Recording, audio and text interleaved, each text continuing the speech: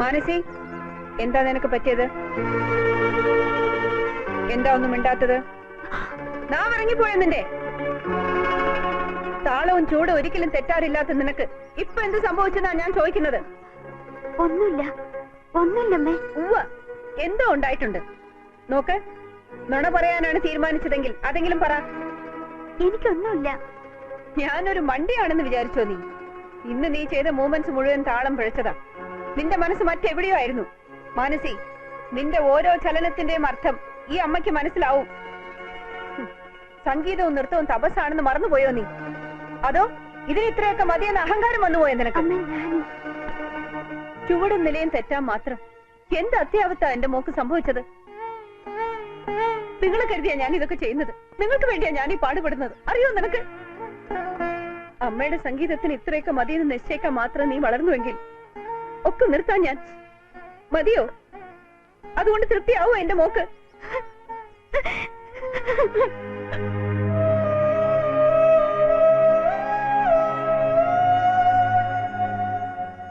കുട്ടിക്കാലത്ത് ഉമ്മയുടെ അമ്മ പറയാറുണ്ടായിരുന്നു, നീ ഒരു മണ്ടനാന്ന്.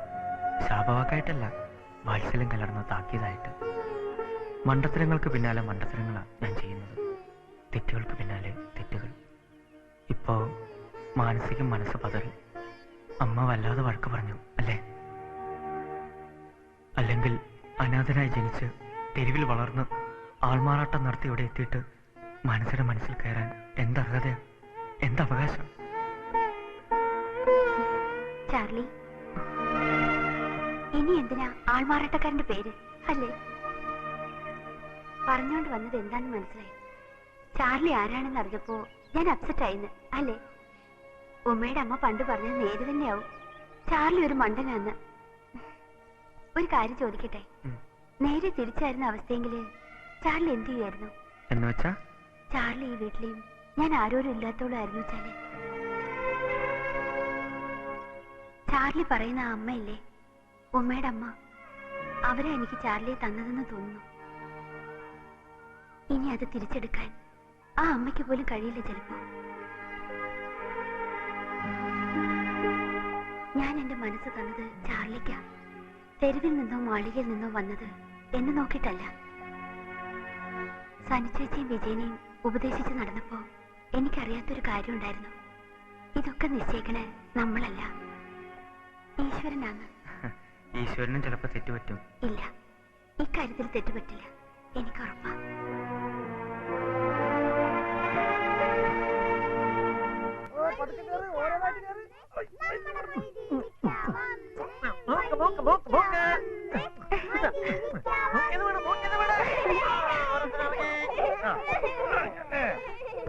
എന്തോ അമ്മേ, ഇവരെന്നെ അറസ്റ്റ് ചെയ്തിട്ട് വരാണല്ലോ. ചാർലിയുടെ ഒരു വിവരം പറയാനാ. അത്രേ ഉള്ളൂ? ഞാൻ വിചാരിച്ചു എന്താ അത്യാവത്തായിരിക്കുന്നു. എന്താ കാര്യം? 10-ാം തീയതിക്ക് ശേഷം ഏത് ദിവസം ഓപ്പറേഷൻ ഉണ്ടാവുമെന്ന് ആർ കെ സാർ പറഞ്ഞു. ചാർലി വിവരം അറിയിക്കണം. അടുത്ത 10-ാം തീയതി അല്ലേ? അതിന് ഇപ്പോഴേ തന്നെ അറിയിക്കണോ? വേണം, അവൻ തിരക്കിലാവും. ഒരുപാട് എന്തൊക്കെയോ ചെയ്യാനുണ്ടെന്ന് എഴുതിയിരുന്നു. ചാർലി വന്നാലേ ഞാൻ ഓപ്പറേഷന് സമ്മതിക്കൂ. കണ്ണു തുറന്ന് ആദ്യം നോക്കുന്നത് അവന്റെ മുഖത്തേക്കാവണം.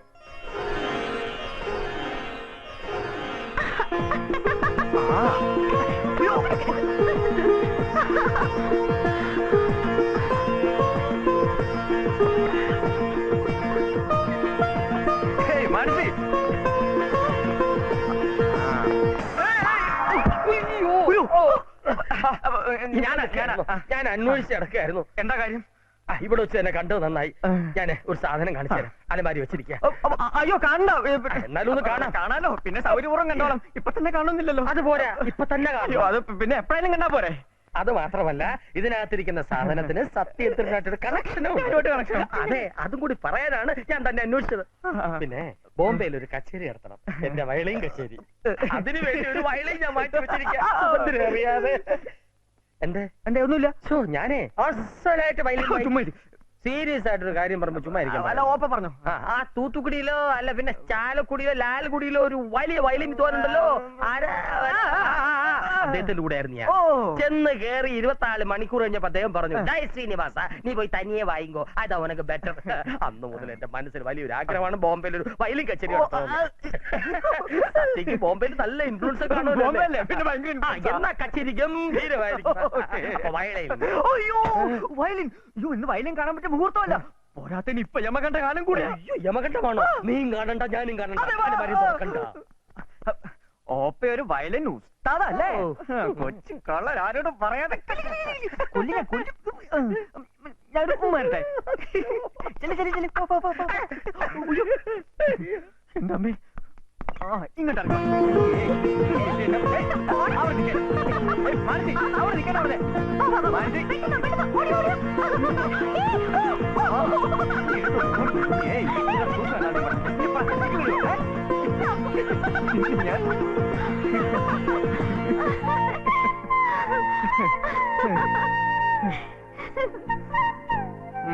ഓപ്പ ഇപ്പൊ കണ്ടുപിടിച്ചാനെ. കണ്ടാലെന്താ? ഈ കുതിരക്ക് പേടിയൊന്നുമില്ലേ? ഏയ് അയ്യോ അതെ അമ്മ. അയ്യോ എടാ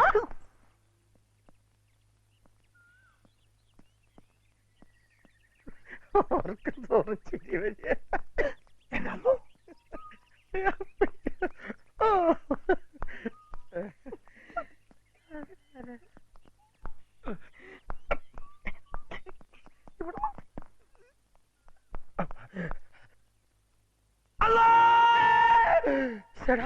ഇതാ മാപ്പിള പാട്ടുകാരനല്ലേ? നിനക്കെന്താ ഇവിടെ കാര്യം? എന്ത് ഗുണ്ട് മേടിക്കുന്ന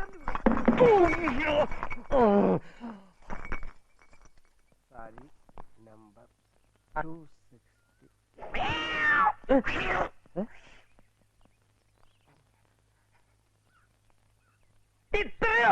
ഞാൻ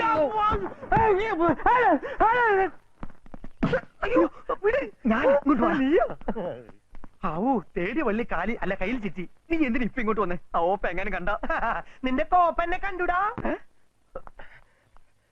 ഇവിടെ കയറി ഒളിച്ചിരുന്നാ കണ്ടുപിടിക്കാനും കഴിയില്ല. എവിടെ ഉണ്ടെങ്കിലും ഞാൻ കണ്ടുപിടിക്കും. ഉമ നിർബന്ധമായിട്ടും പറഞ്ഞോണ്ടാ വന്നത്, അല്ലാതെ ഇവിടുത്തെ കളി പുറത്താക്കാനല്ല. ഉമയും പിള്ളേരും കാണാഞ്ഞു എനിക്ക് മനസ്സിനൊരു സുഖമില്ല. വരുന്നുണ്ടെന്ന് പറഞ്ഞേക്ക്. ഇവിടെ നിന്ന് ഒരു ഒഴിവ് കിട്ടിയാൽ ഞാൻ എത്തും. 10-ാം തീയതി ഓപ്പറേഷൻ. അതിനു മുമ്പ് വരും. RK സാർ പണമൊക്കെ കൊടുക്കുന്നുണ്ടല്ലോ അല്ലേ? അതിനൊന്നും ഒരു പ്രശ്നമില്ല.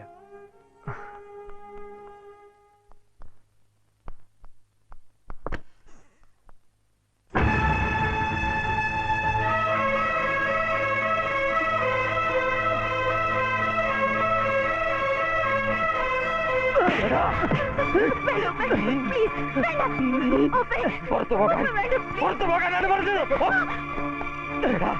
കുഞ്ഞുനാൾ മുതൽ കൈ വളരുന്നോ കാല് വളരുന്നോ നോക്കി ഉപ്പും ചോർന്നൊന്ന് വളർത്തിയത് സുഭദ്രയാ.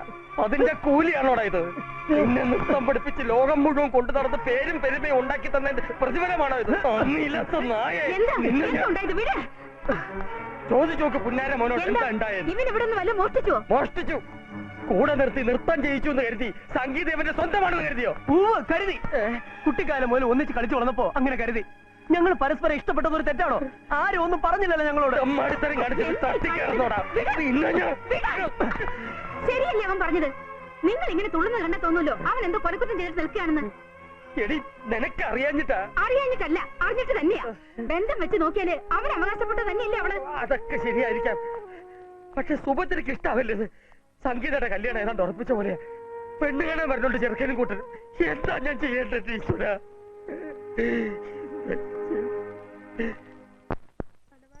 ഇരിപ്പ് കണ്ടില്ലേടി? എല്ലാം തരിച്ചാക്കി പോയിട്ടുണ്ടാവല്ലേ?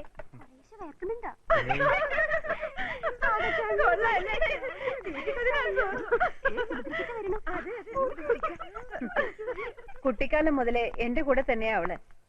മറ്റൊരു വീട്ടില് നിന്നിട്ടില്ല. കൊണ്ടുപോണത് ദൂരേക്കൊന്നും അല്ലല്ലോ. എപ്പോ വേണമെങ്കിലും വരാൻ പോവാം. നിങ്ങൾക്കൊക്കെ അങ്ങോട്ടും എപ്പോഴും വരാമല്ലോ. അതെ, പിന്നെ നോക്കൂ, ഇവിടെ ഇങ്ങോട്ട് നോക്കൂ. ഇഷ്ടം പോലെ കഴിച്ചോളൂ. ഫ്രീ ആയിട്ട് കിട്ടണല്ലേ. വേറെ എടുത്തോളൂ.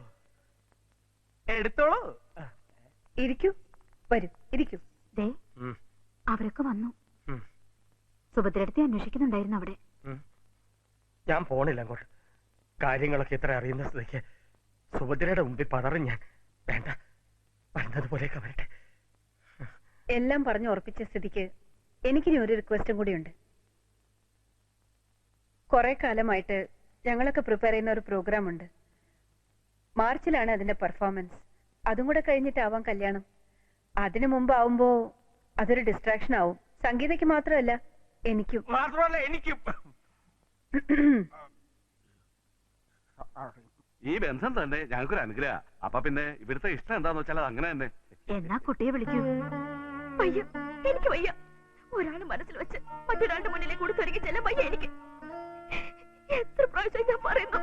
അമ്മയ്ക്കൊരു സമാധാനത്തിന് വേണ്ടിയെങ്കിലും ഒന്ന് ചെല്ലു ചേച്ചി. അത് കഴിഞ്ഞൊക്കെ സാവകാശം പറഞ്ഞ് മനസ്സിലാക്കാം. ആഹാ, നീ ഒരുങ്ങിയില്ലേ? അവരൊക്കെ അവിടെ കാത്തിരിക്കുക.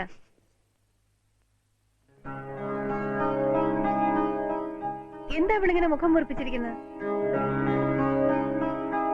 അവരൊക്കെ ഇന്ന് വരുന്ന കാര്യം നേരത്തെ നിന്നോട് പറഞ്ഞല്ലേ ഞാൻ? എഴുന്നേക്ക്, വേഗം റെഡിയാകും. എനിക്ക് വയ്യ. അതെന്താ? നിനക്ക് അസുഖം വല്ലതും ഉണ്ടോ?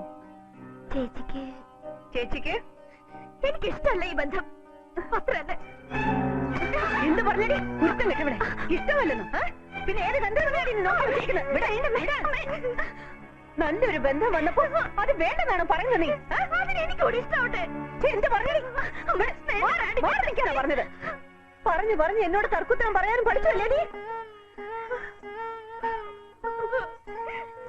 അമ്മയുടെ വാക്ക് തെറ്റിക്കാൻ നിനക്ക് മനസ്സ് വന്നല്ലോ മോളെ.